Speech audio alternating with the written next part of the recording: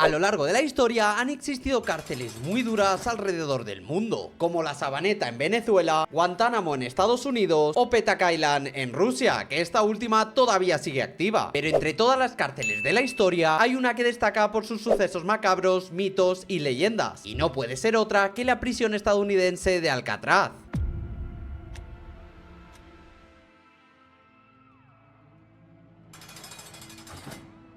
Alcatraz fue inaugurada en 1934 como la prisión más segura del mundo, ya que estaba rodeada por aguas heladas a 12 grados y corrientes tan fuertes que podían arrastrar un cuerpo en tan solo unos minutos hacia mar abierto. Los guardias decían que escapar era imposible. Alcatraz fue diseñada para contener a los peores criminales del país, como asesinos, mafiosos y fugitivos profesionales. Por ella pasaron criminales como George Machine Gun Kelly, Robert Stroud y un famosísimo Al Capone, que por si no lo conoces fue un famosísimo gángster estadounidense de entre los años 1920 a 1930, y entre algunos de sus delitos estaban el contrabando y venta de alcohol durante la ley seca de Estados Unidos, corrupción y sobornos a políticos y policías, extorsión y prostitución, y asesinatos como la masacre del día de San Valentín en 1929. Vamos, que como criminal había completado toda la checklist. Pero entre los cientos de hombres que pasaron por esas celdas, hubo 3 que se negaron a aceptar su destino. 3 hombres que con paciencia e ingenio lograron burlar lo que parecía humanamente imposible.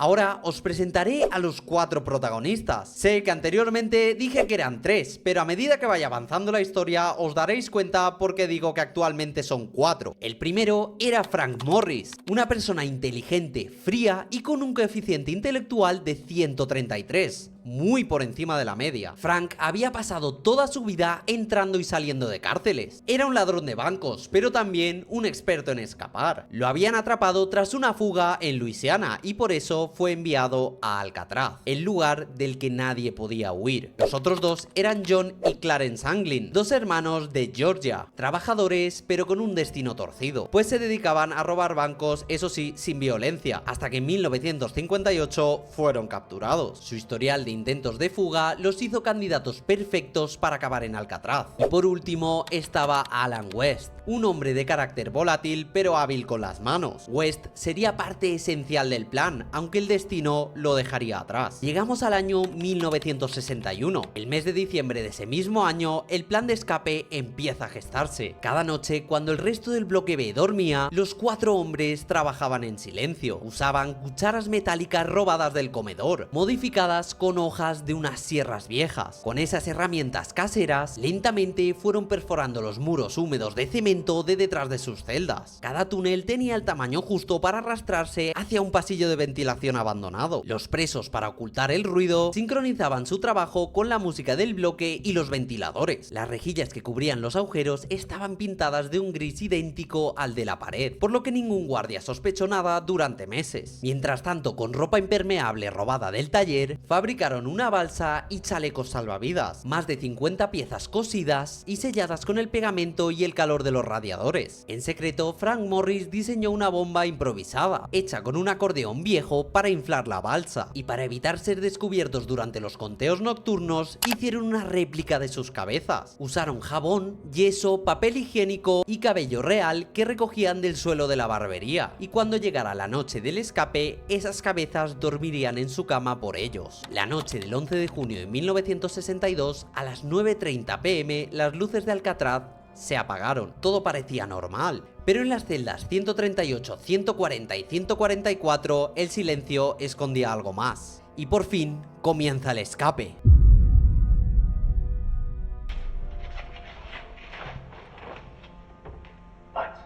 Frank Morris fue el primero en moverse, retiró su rejilla, se arrastró por el hueco y esperó a los hermanos Anglin. Alan West, sin embargo, tenía un problema. El cemento de su agujero se había endurecido y no podía salir. Golpeó, arañó y empujó, pero fue inútil. Mientras tanto, sus compañeros ya se encontraban en el pasillo de mantenimiento. Los 3 hombres escalaron hasta el techo de Alcatraz y luego bajaron 15 metros por un tubo de drenaje.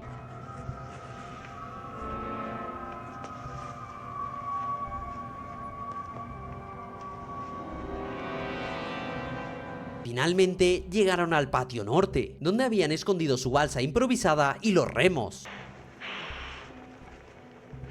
Ya a las 11:30 p.m. desaparecieron en las oscuras aguas del Pacífico. Nunca más se les volvió a ver. A la mañana siguiente, el guardia Frank Johnson notó algo extraño. I said get up, Morris. Open up 109. God damn it, Morris. I said get up. Jesus Christ. Los prisioneros no respondían al conteo. Cuando levantó la manta de Frank Morris, encontró una cabeza falsa con cabello real. La alarma sonó en toda la isla. Aviones, helicópteros y barcos de la Guardia Costera y del FBI rodearon la bahía. Durante días se rastreó cada metro de agua. Solo se encontraron fragmentos, un remo, una bolsa impermeable y un trozo de la balsa cerca de Angel Island. Pero ni rastro de los hombres, ni cuerpos, ni señales. El FBI asumió lo más probable. Sus hipótesis apuntaban a que se ahogaron en las frías aguas del Pacífico. Durante 17 años, el FBI investigó cada pista. Analizaron las mareas, las corrientes y los informes meteorológicos, y concluyeron que si los hombres salieron después de medianoche, el mar los habría arrastrado hacia el océano. En 1979 finalmente el caso se cerró de forma oficial, pero el misterio seguía vivo. En los años 80, una mujer afirmó haber recibido una postal de Brasil, firmada por los hermanos John y Clarence. En los 90, un detective privado presentó una foto tomada en 1975 en Río de Janeiro, donde aparecían dos hombres muy parecidos a los hermanos Anglin. Expertos en reconocimiento facial dijeron que había un 90% de coincidencia. Y por último, en 2013, el FBI recibió una carta que decía así: sí, logramos escapar esa noche, pero apenas sobrevivimos. Tengo cáncer y quiero rendirme si me garantizan una atención médica. Firmado John Anglin.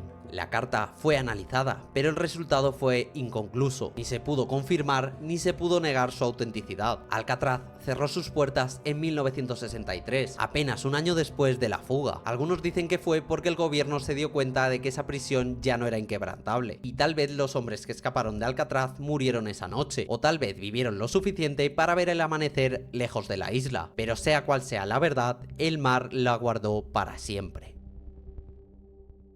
No olvides apoyar el vídeo si te ha parecido interesante. Yo soy Arturo y te mando un fuerte abrazo. ¡Hasta la próxima!